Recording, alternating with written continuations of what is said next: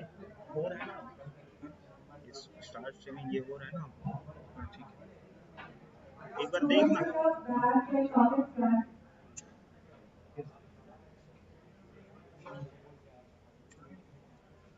हाँ शोभित, हेलो, ये second floor कर दूँ? फुल स्क्रीन ना सर, पीपीटी करना है। हाँ सर, एक पीपीटी को फुल स्क्रीन में। हाँ सर।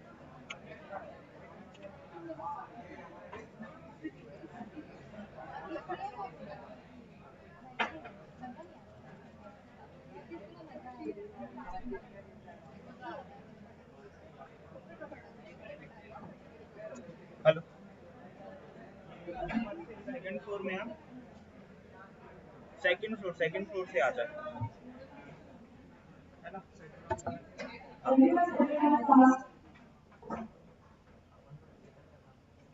राजा रिकॉर्डिंग भी करना है क्या?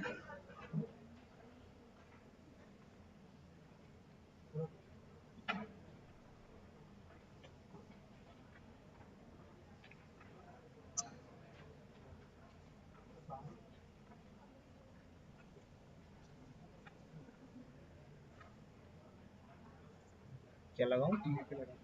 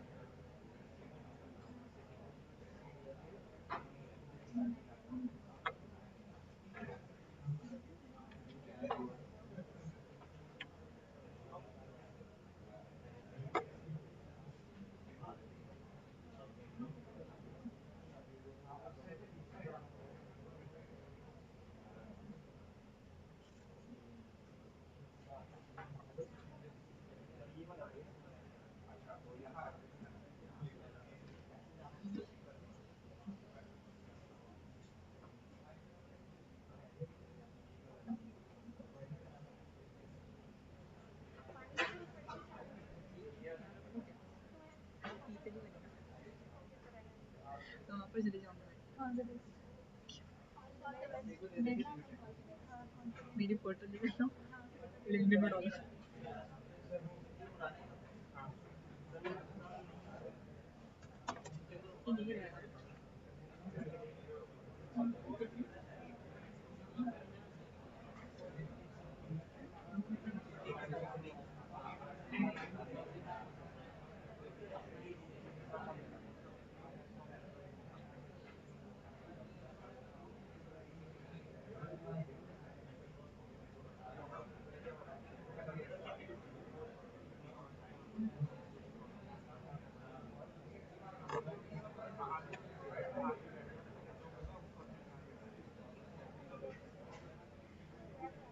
हाँ शोभित,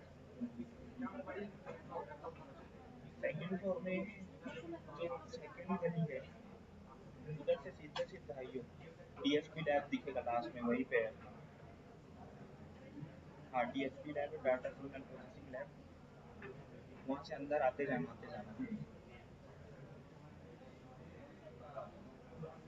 आते जाना क्यों? पूछ के आना किसी से।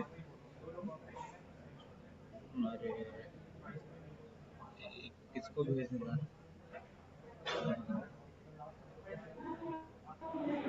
एक काम करना, तू पूछना किसी से। हाँ पूछ के आना।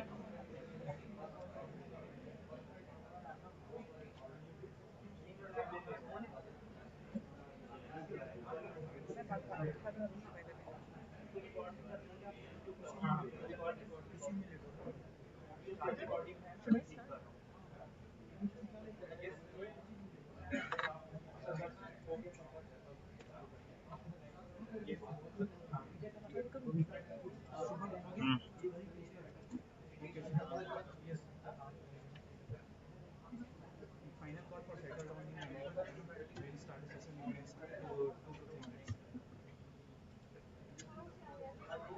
Everyone is requested to take their seats. We'll start the session in 2 to 3 minutes. Everyone please settle down fast.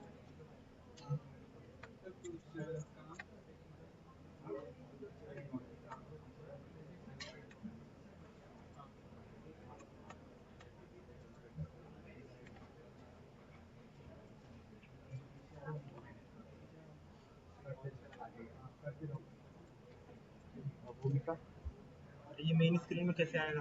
कौन सा पीपीटी कौन सा पीपीटी? ये वाला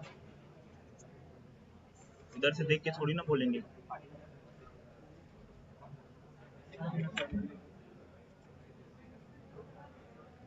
चेंज हो रहा है ना? वो चीज तो हो रहा है, हो तो रहा है।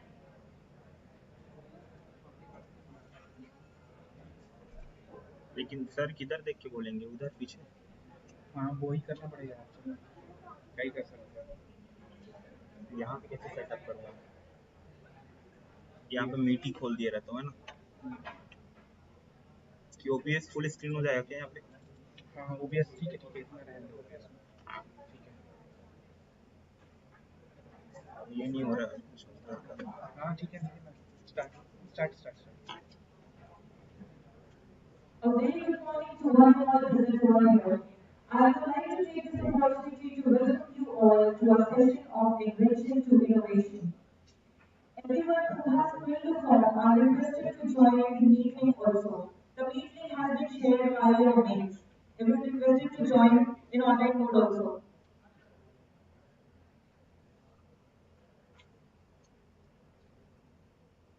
The link has been shared via your mails. You can all join in online mode also.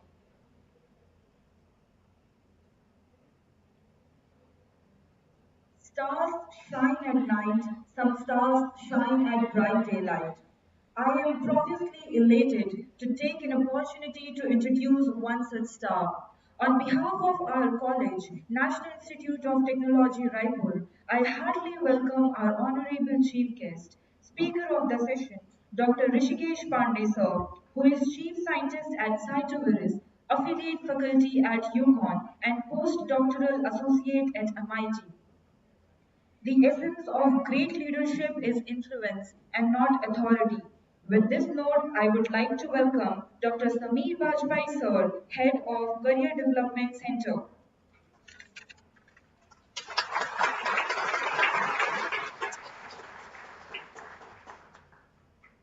Invention is something that has never been made before, and to innovate means to use a new idea.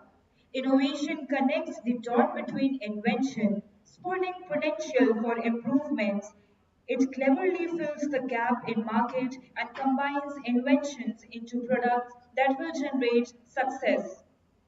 With this, I would like to invite Dr. Sameer Bajpai sir to grace this occasion with his kind words. Please, sir.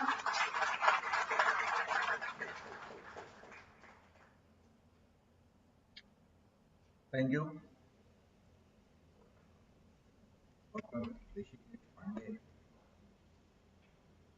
today's expert speaker,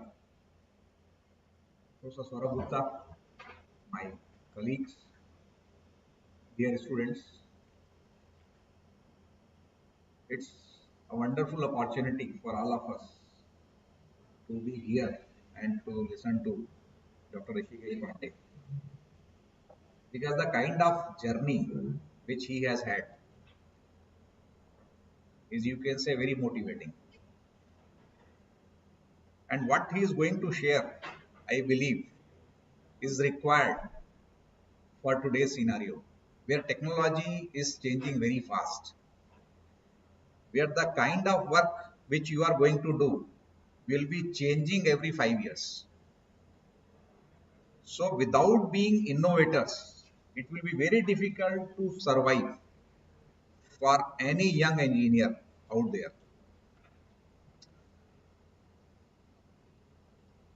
We are trying here, me, Professor Gupta, and our several colleagues, to build up an ecosystem of innovation and entrepreneurship at NIT Raipur. And the students' response has been fantastic. Despite various limitations with respect to infrastructure, system, etc., our students are always able to come up to the occasion, rise to the occasion, and deliver more than what is expected of them. I am sincerely thankful to Dr. Rishikesh Pandey.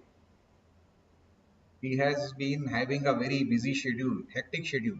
And you all know when you travel from USA to India, there is very strong jet lag. And as I have come to know that he has had only some hours of sleep since he has left USA. So despite his hectic schedule, busy schedule, he has agreed to meet us all and share with you his experience regarding innovation, his journey in innovation. So without further ado, without keeping him from you, I just expect and request your wholehearted contribution, cooperation, initiative, leadership to build up an ecosystem of innovation and entrepreneurship where students are not interested. Of course, they will pass the exam, not interested in only passing the exam, having good CPI. Rather, they are keenly interested in developing something with which they will be associated throughout their life. With these words, I stop here and I heartily, sincerely welcome with lot of gratitude Dr. Rishikesh Pandey to this occasion. Thank you.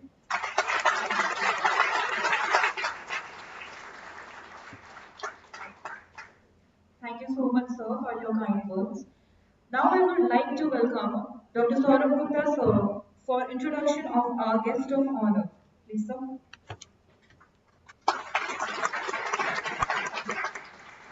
Thank you, everybody. So yeah, it's a great honor to introduce Rishi, who is my friend since last around 15 years. So we were in ISC together, and then moved to Connecticut for his postdoc, and then he worked there as an professor, assistant professor in University of Connecticut, and then after that, so like he has done lots of inventions when it comes to as a faculty, as a researcher, and then I think something.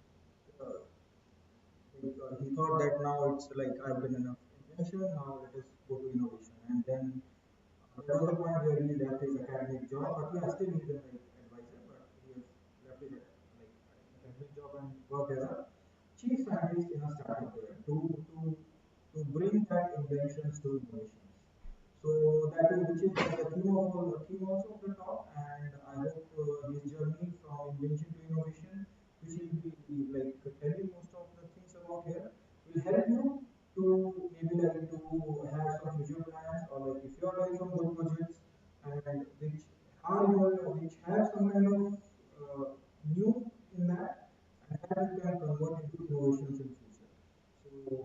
So let us welcome Rishikesh on the stage and let's inspire.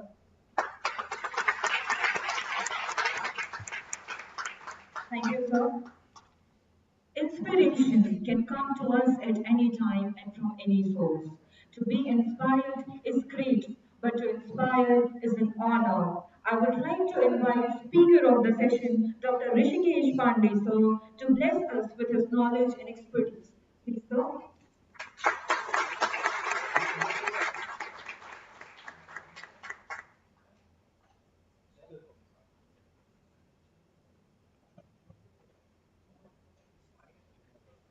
Pointer, laser pointer. No, that's fine. Thank you, sir. I can do laser pointer.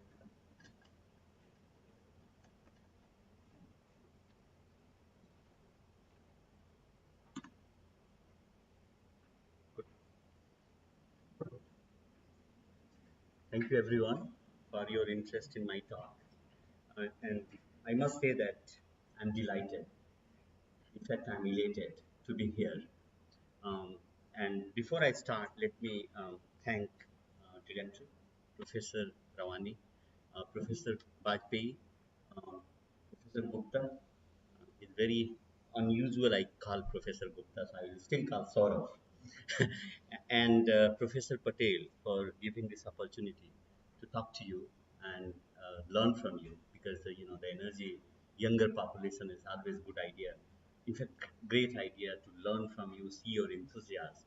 Hope you will like the talk.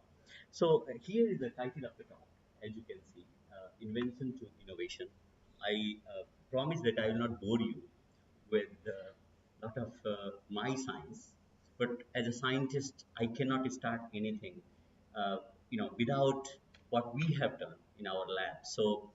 Um, I in 2019, I decided to move to industry, and I wanted to translate something which my group had developed on the bench side, optical bench, to the clinical bedside. And that was the whole motivation to come to uh, academia to industry.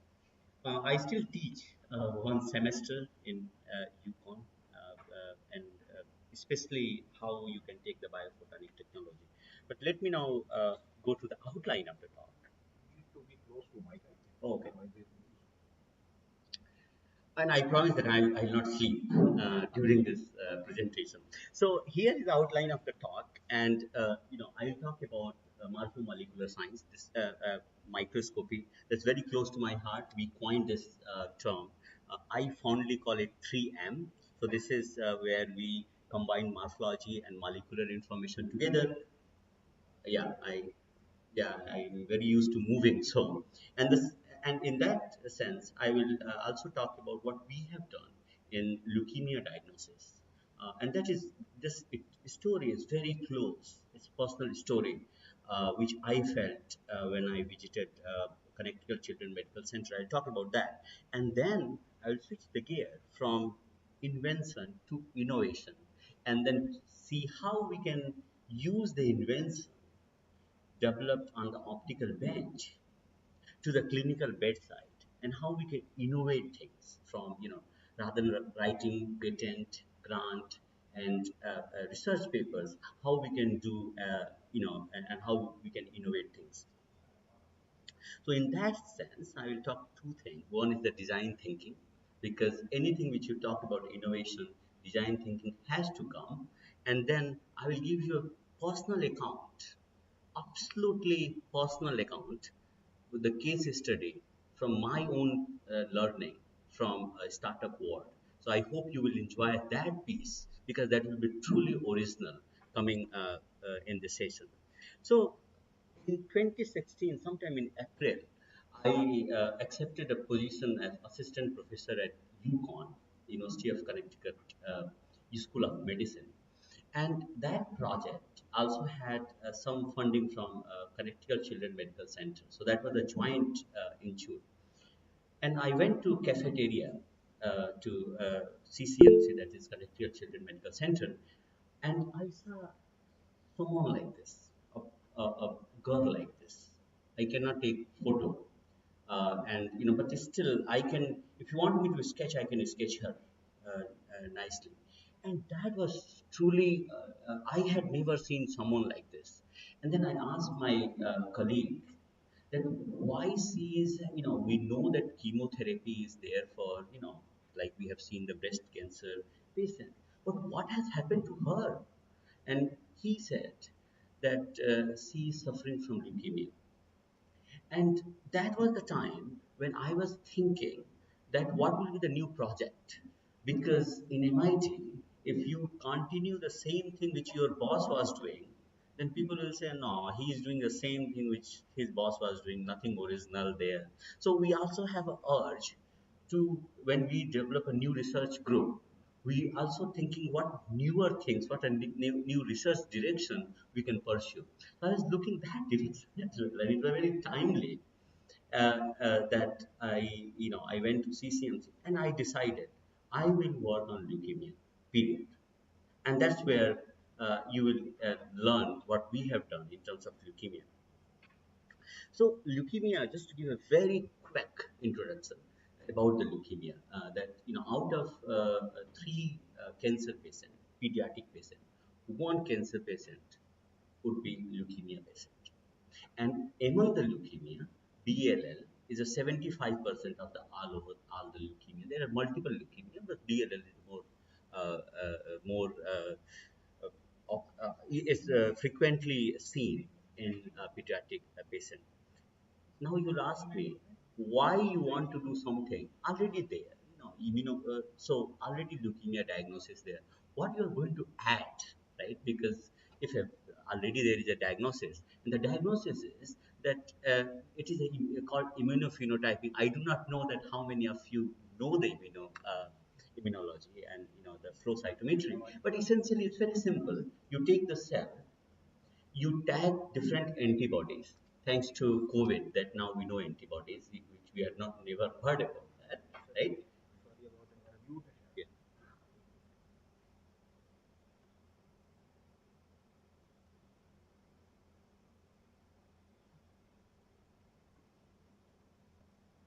Am I good now? Am I good now?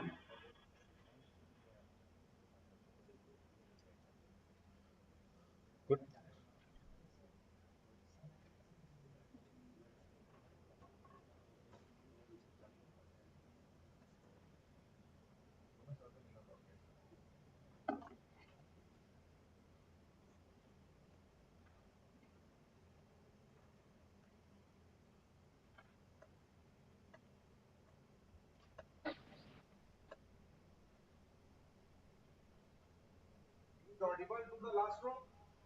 Can you hear me? Different one. I always Can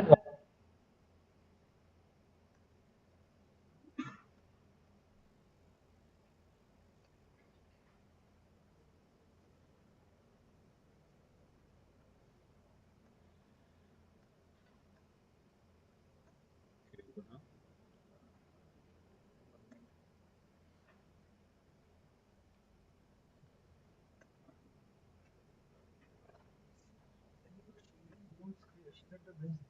This screen share the whole screen. Okay, not just this problem comes.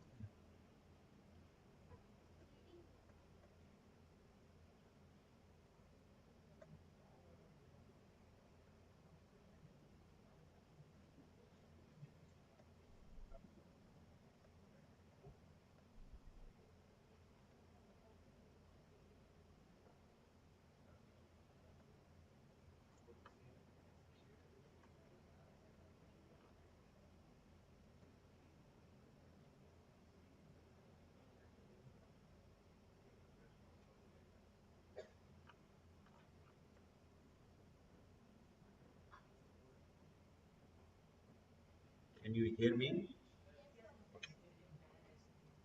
Yes, First sir. juice. Not good.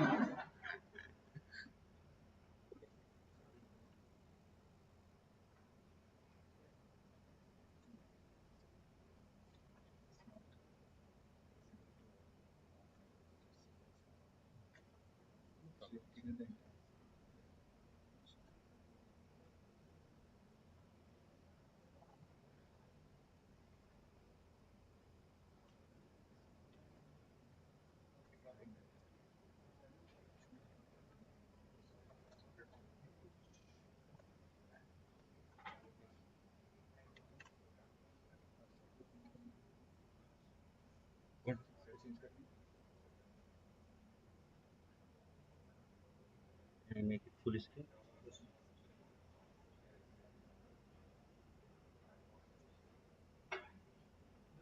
Okay. Thank you. I'm sorry for this. Right. So, one of the problem was I was discussing in the last slide that immunophenotyping. What you have to do very simple. You take the cell and then you tag the antibody, flow it, and based on the fluorescence, which a receptor is being detected, you can say that yes, this particular group has a leukemia. Not only you can say leukemia, but you can also say what is the stage of the leukemia. So that's the current gold standard. Everything in the clinic is done based on the immunophenotyping. Now the problem is that it takes time to incubate the cell because the cells have to be incubated with the antibody which you buy from the company. And the other problem is that there is a photo bleaching issue with this because that those are fluorophores And so it not only takes time, but it also labor intensive. So we thought that can we do this in 30 minutes rather than waiting for 2 days? Can we? And that was the motivation of the work. Now, uh, I am a trained optical scientist, and then I thought, how can we use some imaging technique here? Because it, for that purposes. Now the problem is the cells do not absorb light, and they do not even scatter light. You don't get good images from the cells. You can see image here. Uh,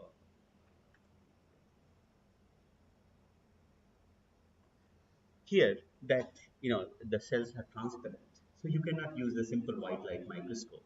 And when you add fluorescence microscopy, because fluorescence, you can do very good images here, but then again you are adding uh, any dye, and that affect the native state of the cell, what the cell state, because you are adding something which is foreign to the cell, and that's the reason why we want to do something label free, where you don't add any antibody, any fluorophore, or any tag to the cell. Now, one of the other thing, and because of the cancer thing which I wanted to do, I had never done cancer in research in my life till I became a faculty member. Um, there are two things. When normal cell changes to the cancer cell, the biochemical makeup will change.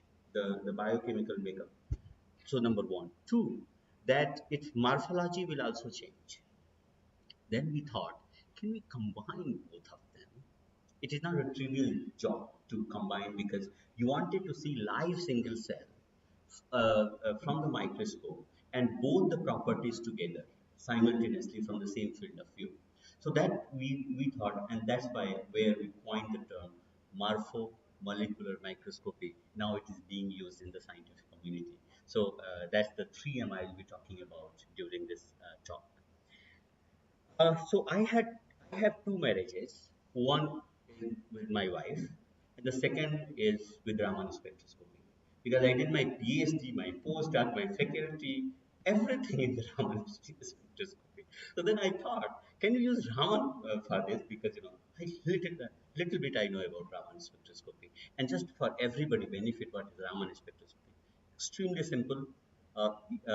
Great person from this land, um, Professor Sir C.V. Raman invented this. And the idea is very simple, because everything good is very simple, and that is you shine the light to any specimen, may it be biospecimen, may it be chemical. In addition to the light which you are shining, there will be another light which will scatter, in particular in elastic scattering, and then you will get different color, and those wavelengths will be unique to that molecule. And that's we thought that once we use Raman, then it will provide us the molecular makeup of the cell. Because as I was telling you, that when cell changes from normal to cancer, its biochemical makeup has changed, and that's where we are using Raman. That was that was the motivation. And then those who want to know what happens, it's very simple again. You sign mu zero, and there is an interaction between molecule and the photon.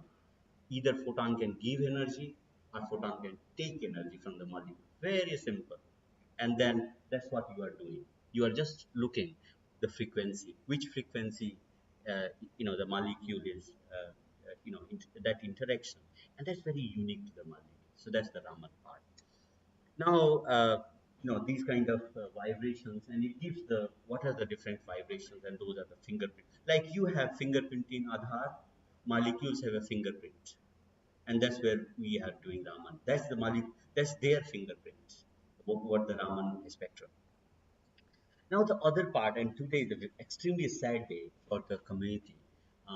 Professor Gabriel Popesco passed away. I heard the news before coming here, and that was he has done enormous work in quantitative phase imaging from University of Illinois at Urbana-Champaign. But uh, so that's something which is quite devastating for devastating for the community. Uh, Here is the quantitative phase imaging. But very simple again.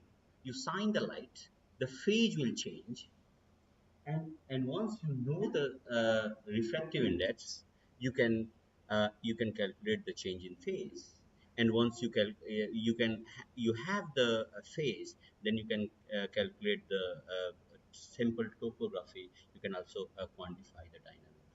So essentially, you are measuring the refractive index, change in refractive index. So here it is refractive index of the cell, refractive index of the medium, and then the phase change. So essentially, you are quantifying the phase property, and this will give you morphological information. Biomolecular information is coming from Raman. Morphological information is coming from the quantitative phase imaging. Now, this is the microscope. I will not go into more detail here, but as here you can see that from the same objective, you can do quantitative phase imaging and Raman microscopy together, and that is something which is very unique, very very desirable, I would say, to get both the morphological and molecular information, because when cell goes from normal to malignant, both these property changes. So why 3M? And 3M is, again, very quickly. I promise I will not bore you and I will not say two things. So I'll make sure that I will not do this. So one is that it is label free. You don't add any, both of the technologies don't add any dye, right? Because you typically, if you want to do fluorescence, you add the dye, you measure the fluorescence from the dye, and you say, yeah, here in the subcellular place, here is the fluorescence coming, right? And it gives you both biomolecular and morphological feature. The good part is both are complementary, and that's where the information content is very high. So before you go to actual patient sample, first thing which you do is the cell lines. So you have cell lines. So we got cell lines from leukemia patient, four cell lines, two from early stage leukemia, two from the late stage leukemia, and we got samples from a different donors, black, Hispanic, Asian, white. So we have a good, representation of the different B cell coming from you and me. So that was a normal cell, the person who don't have any disease related to the blood, and that's where we are getting the B cell. Now you know the T cell, but the B cell is the another, lymphocyte, which is, quite important for our immuno protection. And the idea was that once we can compare this early stage, late stage, and normal, once we compare, we will go to the actual patient, because in US it's extremely difficult to get the patient sample, because you have to go multiple level of IRB to get the patient sample, because the HIPAA compliance and others. Here is a result, that you can see. These are the quantitative phase images. Uh, so essentially, you get the interferogram, and then from there you derive the quantitative phase image. And as you can see, that this is from the control, that is a normal, the person who don't have any problem with blood, and these are the early stage, and these are the late stage. These are the representative images. And then when you go and you calculate the dry cell mass, so you can calculate the dry cell mass in the picogram, and you can see this is the control sample. These are the number of cells. These two are the early stage. These two are the late stage. You can see some difference. This particular is very very statistically significant. Here you can definitely say that you can differentiate normal cell from the other four with a statistically significant difference very clearly. But here you cannot differentiate early to the late stage, because there is overlap. And then we went and when you do dye cell mass, Shannon entropy, and area for the cell, you get good clustering. But still, the accuracy is not 90%, right? Although it is a very quick technique, you can do this measurement in like few minutes, but and no sample preparation, but you still wanted higher accuracy. To that end, I came to home run Raman microscopy. and, and this is, you can see the control, and the bottom one is the early stage, and the top two are the late stage.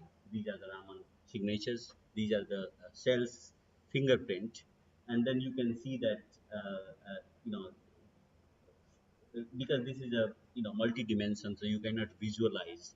Unfortunately, cannot see you five dimensions, but these are quite distinct, different cells in every cluster belong to one group. This is a final slide for the invention part. Here you can. This is a confusion matrix. I know that there's lot many students here from computer science, and they know confusion matrix, I think, quite well. It's not rocket science. Very simple.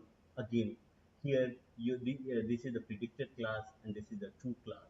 These numbers, if it is a perfect, it is 100.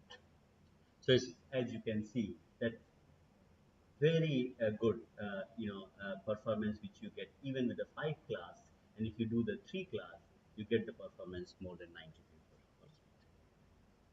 So here we tried with the quantitative phase alone. It did not give us very good. We went to the Raman, and then here you can see good result. There is one problem, and the problem is the Raman is very, very slow. So it will take long time for you to scan one cell by one cell, and that's where we came to this idea, where we said that can we use quantitative phase imaging, because in blood you have not only B cell, not only T cell, you have a red blood cell, you have a monocyte, you have a granulocyte, right? You have all those, but B cell, the BLL, is the disease of the B cell. That's why the B comes. B, acute lymphoblastic leukemia. So B cell. So we want to identify B cell. So the way we did here, as you can see, these are the monocyte, granulocyte, and different other lymphocytes, and you can easily separate monocyte uh, from the lymphocyte. But here you cannot do the CD4 and CD8 with a lot of accuracy. So that's the outgoing work. But our work was not to differentiate CD4 and CD8 because these are the T cells. Our work was, can we differentiate B cell from everybody else?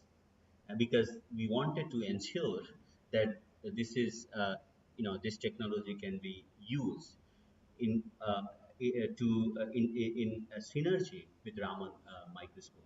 So here you can see these matrices quite good performance for coming from quantitative phase imaging, and then to validate it that whether it is not a black box AI, because nowadays there is a good trend. I don't know good or bad, but there is a trend of everybody is doing AI and ML. But this work is where we call XAI, which AI which is not black box, which can be explained. So we call it XAI, explainable AI. And as you can see that when you reduce the dimension, you can see the good clustering as well. So essentially, you use QPI for identifying B cell. You use Raman to differentiate which kind of B cell, and that way you can monitor, you can diagnose the leukemia. I hope I was able to convince you that our 3M technology has both biophysical and biochemical attribute, and we measure dry cell mass, and then it can be used for rapid diagnosis of and classification of the B cell. So this is the invention part. Now let me go to the innovation part. So as I was telling you in the beginning that I so my native place is Gorakhpur, and so when I was doing my PhD, I will come to Gorakhpur, and then sometime I have to take this rickshaw from the train station to the bus stand, and then from the bus stand, I'll take a bus and go. During this process, I happen to, I will just talk to the cycle rickshaw person. So he said, "Sir, what do you do in research?" So when I was doing, fancy, excited state dynamics and whatever, and then and then I said, "No, I am from ISC Bangalore." He said, "What is ISC Bangalore?" So anyway, that's not important. What was important is that I realized that whatever I'm doing, it does not make any sense because someone will read it. Maybe it will be used when I will be in non-existent. Can I do what I'm doing and at least benefit one person? If my intellect can be used to save one life, then I will think that my education, my training, and perhaps little expertise was valuable. And that's where I decided to go to US to pursue use Raman again. I wanted to keep my marriage intact. Use Raman for biomedical work. So not for chemical work, but for the cells, tissue, organ, body fluid, that those kind of work. So oftentimes we these innovation and invention are very interchangeable, right? You say invention, innovation, but these are I hope these are not. So just to for the sake of completeness, innovation is you generate a value, whether it is faster, cheaper, better, and that aspect. So you have a some idea that is invention, new thing, very novel thing, but you add value to that invention, and that become innovation. So invention is important, but innovation is perhaps more important because that touch everyone life. Because and that's where probably you are here, and I know that innovation cell is doing extremely good job under the leadership of Professor Bajpayee when I was talking to him before the lecture. So, just to define what is innovation, you will never forget this equation because you are at the end of the day you are engineer. Innovation is invention into commercialization. If you don't commercialize, if you add zero there, innovation equal to zero. And that's where as a engineer from this this from an institute of national importance, I think we although we live in US, but our soul still exists in India, live in India. We want you to innovate. We want you to do something for maybe it could be from Chhattisgarh. It could be solve the problem which which we have. We have a problem in Chhattisgarh. I was talking yesterday. Sickle cell disease is one of the problem, right? Try to solve that. Try to find how we can solve the sickle cell disease problem. There is malnutrition aspect involved into it, and you can use AI, your knowledge, but remember that it should add a value. Just for the heck of doing it, please don't do the innovation. If it does not add the value to the person for whom you are developing, there's no point to do any innovation. So when I was trying to make these slides, I was thinking why most of the startups fail. And one of the reasons, as you can see here, is there's no market need. And you develop something, the man-made need, although some companies are clever in making man-made need. One example is this. But later it's now important because it does a lot of medical for the medical health point of view, from the medical point of view. But most of the startup fail because there is no need. You are developing a tool for surgeon, and surgeon don't need that. You talk to the surgeon, and surgeon say, "No, I'm good. unless there is a wow factor to the surgeon. A surgeon, you go to the X-ray. We have a problem in the TB, right? TB in our country, and radiologist will go and see the TV.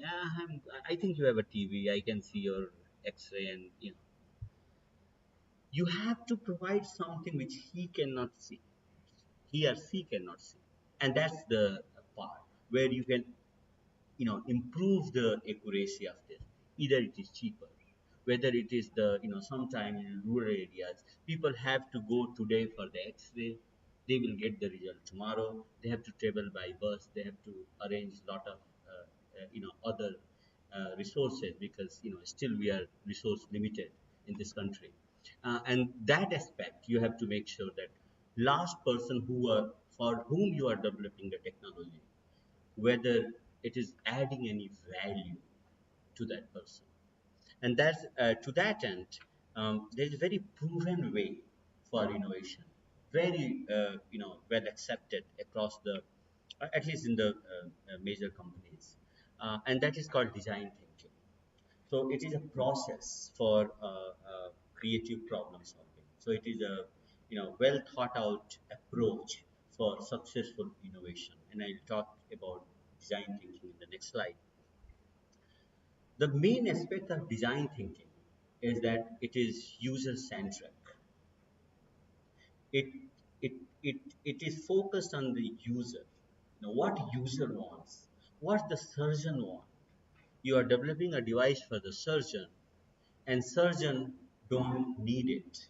It is not adding any value to the surgeon, and that's where you have to just think again and see, can I make it so that there is wow factor when the surgeon, when the radiologist, when the oncologist see it. You say, yes, I need this device. Please tell me, when can you give this device, how much money it will cost, so that I can have in my clinic, and I can do a better diagnosis. So that aspect is and another design thinking process. This is Airbnb. I know you know about Airbnb. Um, uh, this design thinking transformed Airbnb, because what happened was Airbnb was going in loss, so they were about to close. And then one of the founder thought that, why people are not opting. The idea is very novel, but why people are not going for it? And then the reason was that when they were uploading the photos, it was not of good quality. So what the co-founder said, we will go to every place and we will take professional photos. So Airbnb, if you list your house for Airbnb, they will come and take professional photos, and that resulted in twice as revenue as they were getting. So that's where is the part of design thinking. So what is design thinking? So there are 5 phases of design thinking, and the first phase is conduct research to better understand the user. You have to understand the mindset of the user. If you are developing an app, what the person would like to do, whether he would like to see how much time it will, what thing which he want to see. Oftentimes we want to see more information than that is required, and that kind of slows down your speed and other aspect of it. So that aspect, so you have to empathize with the user, and that's very important. So if you are developing a surgical device, go and talk to the surgeon, invite him to Garkaleva, invite him to some places, and then talk to him that, look, these are the things. Talk to him and identify the pain points. What is the pain point where he will say, I need, accuracy is okay, but whether it is a quicker, it can be done in in 2 days. From the 2 days, can it be reduced to 30 minutes? And I think those kind of things which you have to ensure. Now the second aspect is, and I will give you a, my own learning. in the next slide. Uh, the second thing is you have to define. You have to define what you are developing. You have to define what will be the field of view. You have to define what will be the resolution. You have to define that whether if you are doing any sample holder, then can that be autoclavable. So those kind of minute things which you have to define, define every small details there, and that will help you to kind of align with the user. Now the third part is, oftentimes people say that what was the difference from MIT to ISC? I I when I went to MIT, there was not a single instrument which was not there at ISC and we found at MIT. Everything which existed at MIT was there at ISC Bangalore. Everything. But what was not there, probably I should not be harsh, that harsh. What was lacking was the brainstorming with the multidisciplinary discussion. So if C is developing something, she will talk to the others, and then others will give some input. You go to any MIT professor and you talk that, can I collaborate with you? He will say, yeah, tell me the idea. Because those kind of collaboration will be very important. So you have to brainstorm. Sometime in life we become very tunnel view. We want to see what we want to see. We see what we want to see. But when other person come up and no, probably we can do other way, and that's very important. When you innovate, of course you do your patent and everything, so that other person cannot take your idea, if because that's also important. But ensure that you talk to your mother, your sister, your brother, everyone. Probably they will give you something which you will be missing, and you say, wow, I am an engineer at at NIT, and they are much better than me, because they know, they will give you something which will be very important for that thing. Now the other aspect is the prototype. The prototype is important. Remember that um, there's a saying that we trust in God, but everybody else should have data. So unless you don't have a prototype, people will not invest you. You will not get investors if you don't show a prototype in her or his hand, or some app to them, so that they can feel it. And that's very, very, very important for young innovators here, to make sure, make something. It is a prototype. It is not the final project, final product. So don't worry about that. As long as you can show it as a prototype, I think that matters the most.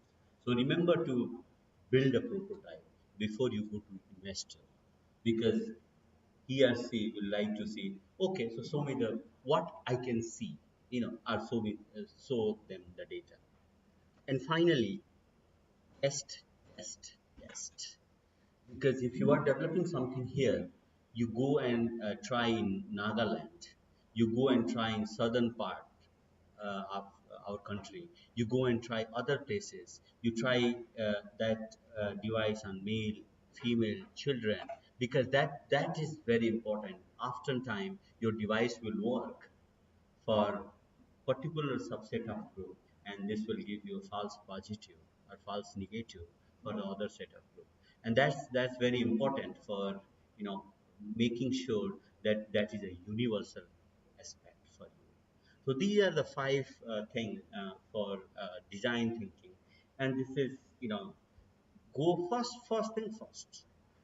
Talk to the user, talk to the person. If you are developing an app for the farmer, go and identify the pain point of the farmer. Don't sit in this in hostel and go in the canteen and try to develop app, and then you go to the farmer. You have to go first, talk to them. It is the other way process. And then, because those you are trying to, otherwise your startup will again fall into 42% case which I was showing you, because you have a developed fantastic app which NITN have developed, but nobody uses it. There's no use. So I do not know whether it has any value. You develop a very high-end app, very fast, never hangs. You do it Android, iPhone, even smaller other aspect, it does not work. So, that aspect, because it does not find, it will never find a traction if it does not solve. One other thing, and this is perhaps quite important for young innovators here, that these are iterative process. It is not one-way process. It's not a sequential process. You can iterate. You go and test, then go back and try to define. If you iterate and go back to brainstorm, go to the canteen here. I really love the coffee from ICH though, after a really long time. So you go to ICH, talk to others, and then ideate. That's very, very important, because if you really want to transform something, you have to discuss. And this thing which I see lacking, computer science students think that E is not superior. E is think that I can fix anything. Computer science, they are just sitting on the computer, they don't know anything. And mechanical engineering, I am better than both of them. I do mechanical engineering aspect, right? So, and BME think that all three are bogus, because BME is more important in this area, right? What we need to do though is that all of us come together and develop, mechanical engineering person says that, look, this is mechanic, this is my design, I will provide you the mechanical part. Electrical person says it will conform the electric norm. I don't know what we have here, but some kind of, if you make a device, it has to conform something with, with standard. Biomedical engineering person says yes, this is viable to do, and has a lot of significance in the population. So that aspect is, oftentimes bigger things are very simple, and that's very simple, that you need to talk, you need to ideate, you need to brainstorm. Uh, and other thing is that sometimes when you test, you have to come back and define again your aspect. So this is the second last slide, perhaps, in terms of this lecture, and so I in 2019 I moved to startup world, and this what we are doing is that when a surgeon, so our breast cancer is our major focus. First focus was the first focus, and when surgeon want to remove a lump, a cancer from the breast, he or she does not know that how much I should remove from the breast. Unfortunately, there is no way. You heard it exactly right. There is absolutely no way in the surgeon hand that how much I should remove. If he removes more, it is a cosmetic issue, and if he remove less, it is a reoccurrence. The cancer will reoccur. And when we went to the surgeon, first thing we talked to the surgeon. When the surgeon said, we cannot give you more than 15 minutes. You have coolest, most accurate technology on this planet, but we cannot give you more than 15 minutes on the table. So 15 minutes, that is the max I can give you. And then we said, absolute max is 15 minutes. We spoke to a lot many KOLs, key opinion leaders, and they said no, no more than 15 minutes. Sorry. So that we knew that is the we cannot give even so. Then we dropped. We first started with Rama, but I will talk in the next slide how, what are the other importance. But essentially what it does is, in the right side, that this is your white light image, this is our fluorescence, UV fluorescence image, and this is your UV AF image. When surgeons saw this, they said, "Wow!" Because can I see this like this in the tissue? Then if I see red color here, then I know that I have to take some saving from there. If I don't see red, means I'm good. I will close the patient, and that is the importance. That's the wow factor. 15 minutes, less than 15 minutes. If you can show me like this, I will recommend buying your device. And that is the aspect why we are trying to develop in our company. So this is, as I was telling you, that I will share something very unique today. One thing is that, and the first part of the design thinking, that you have to emphasize, sorry. So that's the continuous user agreement. You have to talk to the surgeon. You have to what he wants. Does he want something like this? And then he identify. You touch this, and if there is a cancer, it will beep. If it does not, there is no cancer, it will not beep. Or he wants something like this. You put it in the scanner, and then if some red thing will come here, and then he will say, okay, red there, let me take out this part more. And then when red is cleared, he will say, good, close the patient. So that aspect also you have to ask the surgeon. And that's how, what will be the sample size of the what we are developing. So that's very important to involve the user. So that's the first thing I learned, that make them as a process, as a process, as part of your journey. That's very important. The second thing, and oftentimes, at least in our culture, we think that failure is bad. You go to San Francisco area, and people go and say, "Oh man, I failed today. Let's go for coffee." So the failure, because it's very common thing, because if you innovate something novel, failure is bound to come. So that aspect, don't discourage. What you can do though, that you can, take a pivot.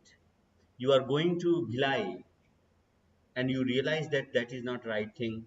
Pivot to Raipur side.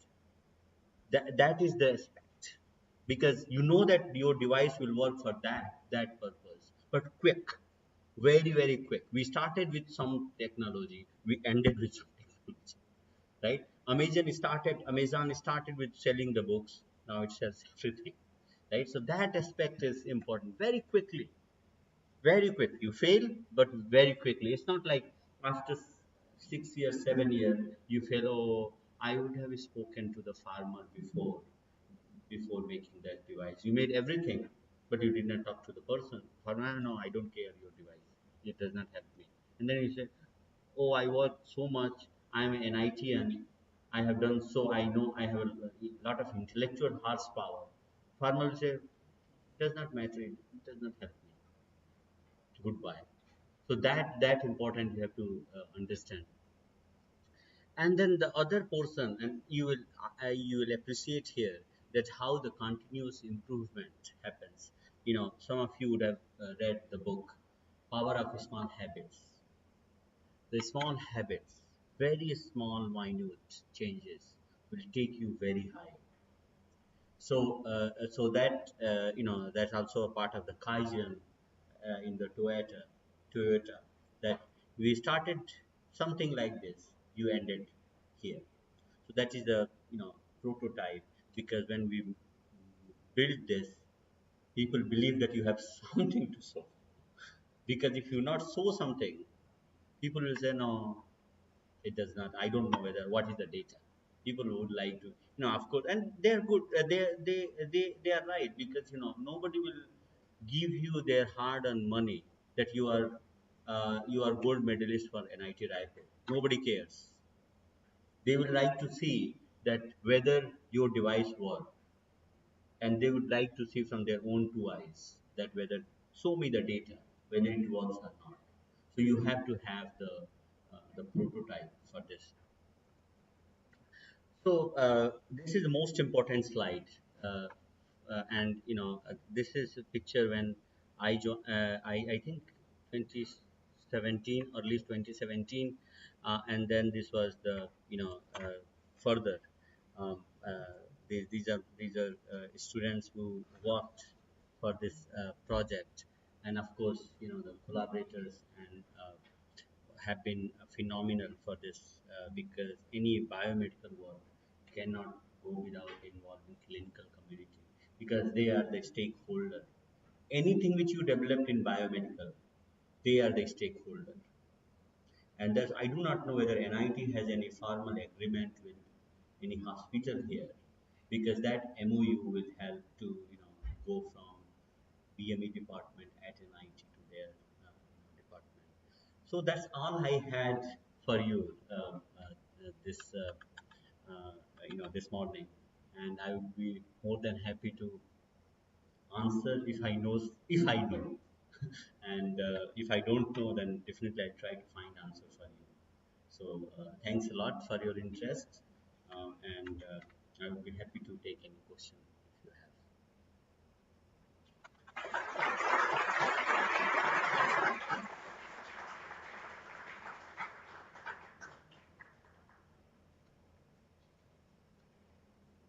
Any questions? Any questions?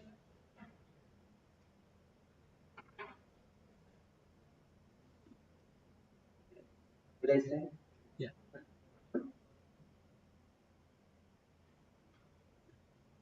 No, no, no. You need not to stand. Sorry. Yeah. No, no, no, no. It's fine. Uh, Thank you, sir, for such a nice lecture for us, innovative. Uh, Before that,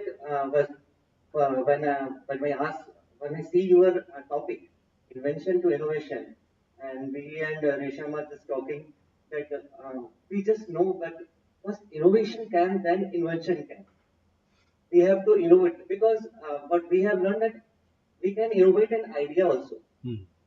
Idea will be innovation, and when idea will come to the instrument part, something which we that is the invention part.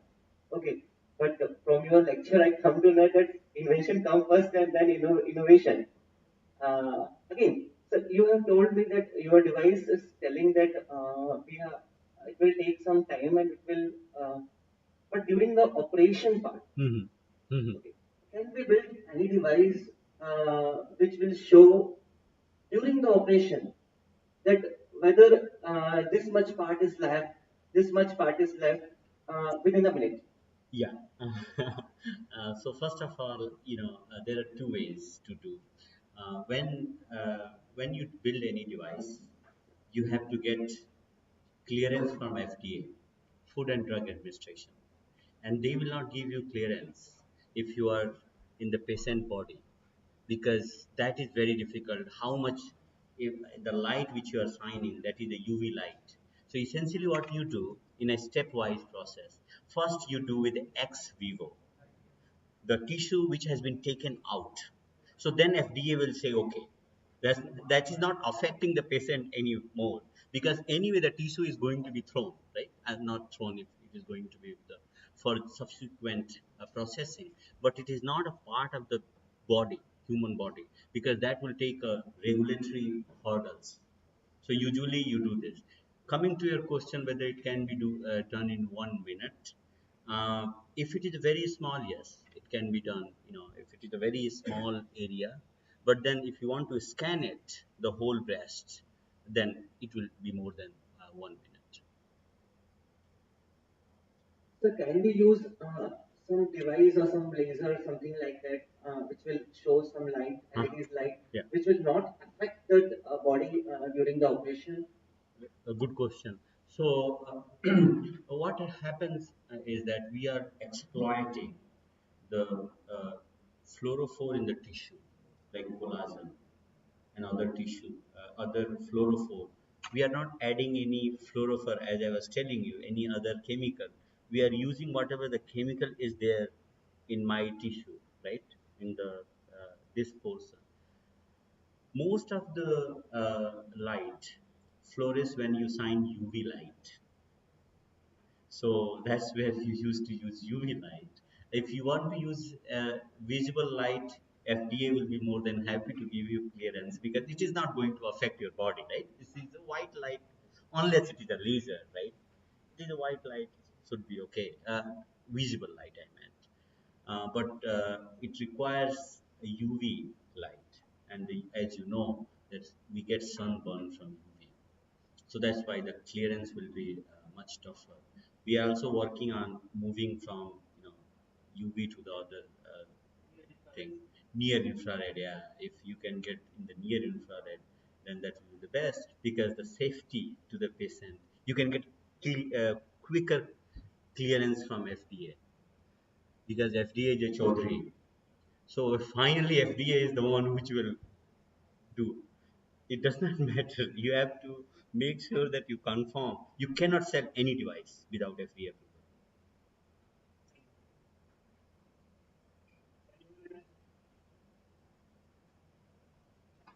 Good afternoon, sir. I'm Gaurav from Civil Engineering Department. So my question is regarding the equation you have shown on the presentation. Mhm. Innovation is equals to invention into commercialization. Mhm. So would you please elaborate a little bit about commercialization? Yeah, so I don't know where it was. Yeah, so essentially it is, it should find application. If it cannot be commercialized, if someone cannot make in bulk, it will not be useful, right? So that's where it should find application, and that's the process that you make something which can be built in bulk. If you make a COVID detection tool, it should be scalable. If it cannot be scalable, if you're selling 2 or 3 units, it cannot be useful to the mankind.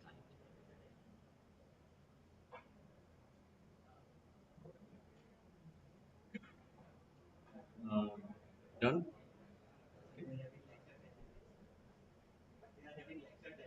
Oh, okay. Thanks a lot for your interest.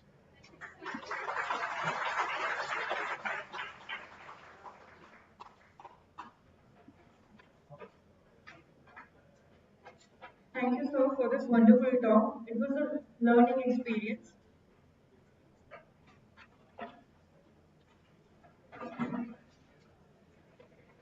The event is conducted in National Institute of Technology, Raipur.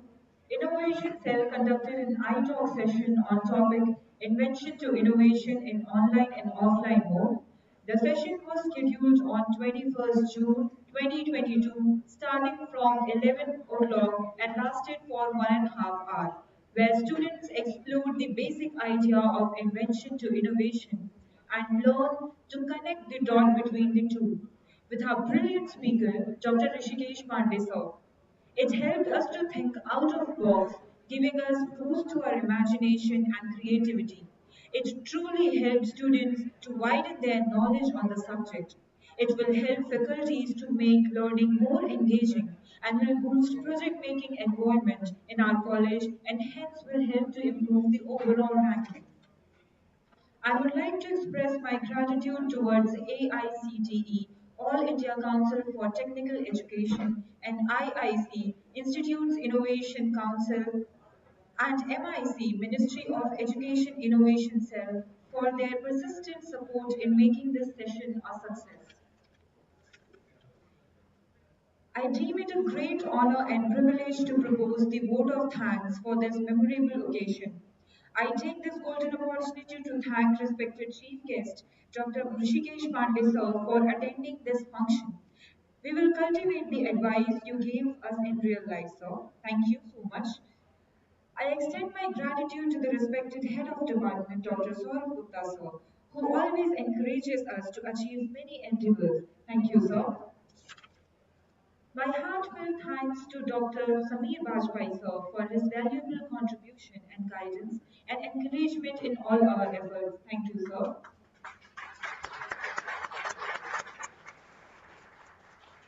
It is my pleasure to thank all the dignitaries on and off the stage. not only for participating but also guiding us for this wonderful event. Thank you, everyone.